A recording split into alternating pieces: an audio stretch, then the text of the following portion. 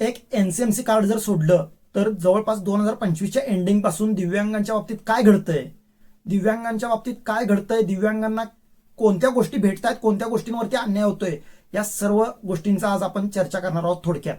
नमस्कार दिव्यांग मित्रमैत्रिणींनो, दिव्यांगांचा आवाज बोलानुभवाच्या या चॅनलमध्ये मी ओमकेश आपल्या सर्वांचं सहर्ष स्वागत करतो.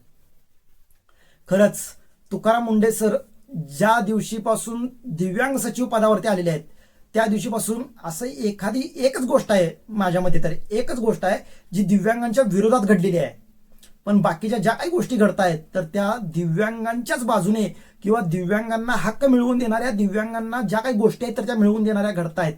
याचा खरंच सार्थ अभिमान तुकाराम मुंढे सर आलेले आहेत आपल्या दिव्यांग सचिव पदावरती. त्याचं खरंच अभिमान वाटतोय आणि त्यांना धन्यवाद, म्हणजे त्यांचं उपकार कसे फेडावे हे समजत नाहीये. आणि ती एक गोष्ट कोणती मला वाटते, ती एक गोष्ट म्हणजे एनसीएमसी कार्डची जी काही गोष्ट आहे तर ती पण दूर होईलच. म्हणजे ते जे काही आपल्यावरती अन्याय झालेला आहे एनसीएमसी कार्डचा, एनसीएमसी कार्ड आपल्यावरती लादून जे काही आपल्यावरती म्हणजे अन्याय केलेला आहे तर तोही दूर होईलच. पण तात्पुरतं तरी बाकीच्या गोष्टी ज्या काही घडत आहेत दिव्यांगांच्या बाबतीत तर त्या गोष्टी खरंच उल्लेखनीय आहेत. म्हणजे पहिला बघा, बोगस दिव्यांग शोधायचं मोहीम चालू केली, म्हणजे जे सरकारी कर्मचारी बोगस दिव्यांग आहेत तर ते शोधायचं मोहीम चालू केली तुकाराम मुंढे सरांनी. त्यात भरपूर यश येते. त्याच्यानंतर एसटी प्रवासात आपल्याला युडीआयडी कार्डवरती प्रवास करू दिला जात नव्हता, किंवा ते एसटी प्रवासात आपल्याला म्हणजे बोगस दिव्यांग त्याचा लाभ घ्यायचे किंवा हक्काच्या सीट्स नव्हत्या तर त्याच्यासाठी सुद्धा परिपत्रक काढले, जी आर काढले तुकाराम मुंढे सरांनी. त्याच्यानंतर बघा, दिव्यांगांसाठी पोर्टल आणलं, दिव्यांगांसाठी तक्रारीला नंबर आणला किंवा वेबसाईट आणला. आणि आता म्हणजे जी पेन्शन आपल्याला समाज कल्याणकडून मिळत होती, काही वेळेला महिन्याच्या शेवटी मिळायची, काही वेळेला महिन्याच्या मध्यंतरी मिळायची, काही महिने 2-2 महिने पेन्शन आपल्याला मिळत नव्हती की नाही आपल्याला, तर नव्हतीच. तर का, बोजा असल्यामुळे, सरकारकडे लोड असल्यामुळे किंवा सरकारला पैशाचा लोड होत असल्यामुळे भरपूर कारणं दिली जायची, सर्व्हरचा प्रॉब्लेम, भरपूर गोष्टी दिल्या जायच्या. पण आता तसं नाही, कारण 24 फेब्रुवारी 2026 रोजी तुकाराम मुंढे सरांनी एक मागणी केली, मुख्यमंत्री असतील, दोन्ही उपमुख्यमंत्री असतील किंवा अर्थमंत्री असतील यांच्याकडे, अतुल सावेजी यांच्या परवानगीनेच मागणी केली म्हणूया आपण. तर ती मागणी केली, ती मागणी काय, जर जो दिव्यांग मंत्रालय स्थापन केलेलं आहे 2 वर्ष झालेलं, तर त्या दिव्यांग मंत्रालयाला अधिकार द्या. अधिकार कोणते द्या, तर आमचे दिव्यांग आहेत तर त्या दिव्यांगांचे जे काही गोष्टी आहेत, दिव्यांगांचे जे काही निर्णय आहेत तर ते दिव्यांगांच्या हातात द्या, दिव्यांग मंत्रालयाच्या हातात द्या.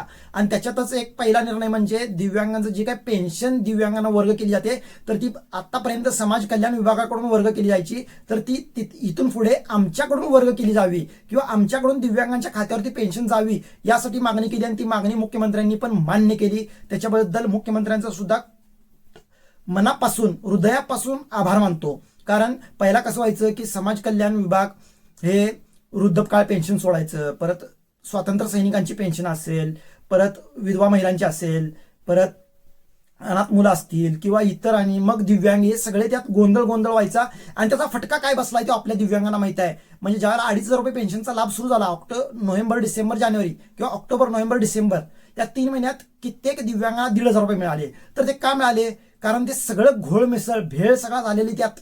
समाज कल्याणमध्ये सगळे जे काही एकत्रितच डाटा सगळा कलेक्शन असल्यामुळे दिव्यांगांचं नुकसान झालं. आणि तेच इथून पुढे नुकसान होऊ नये म्हणून तुकाराम मुंढे सरांनी निर्णय घेतला आणि ते यशस्वी झाले.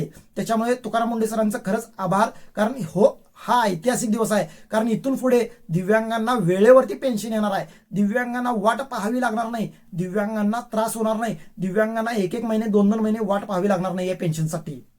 त्याच्यामुळे खरंच मनापासून आभार मानतो. कारण आता दिव्यांगांची पेन्शन 1 तारखेला सुरू होणार आहे आणि हे मार्च महिन्यामध्ये नाही आहे, लक्षात घ्या. मार्च महिन्याचं, नाहीतर तुम्ही म्हणाल की मार्च महिन्यात तर कुठं आली 1 तारखेला पेन्शन, असं म्हणाल तुम्ही.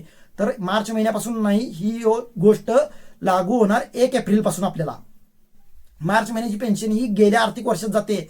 नवीन आर्थिक वर्ष जे सुरू होत आहे ते 1 एप्रिल 2026 पासून नवीन आर्थिक वर्ष सुरू होत आहे, ती 31 मार्च 2027 पर्यंत आर्थिक वर्ष असणार आहे. त्याच्यामुळे ज्या वेळेला आर्थिक वर्ष सुरू होईल त्यावेळेपासून आपल्याला दिव्यांग मंत्रालयाकडून आपल्याला ती जी काही संजय गांधीची पेन्शन, आपल्याला जी काही दिव्यांग पेन्शन आहे तर ती आपल्याला मिळणार आहे.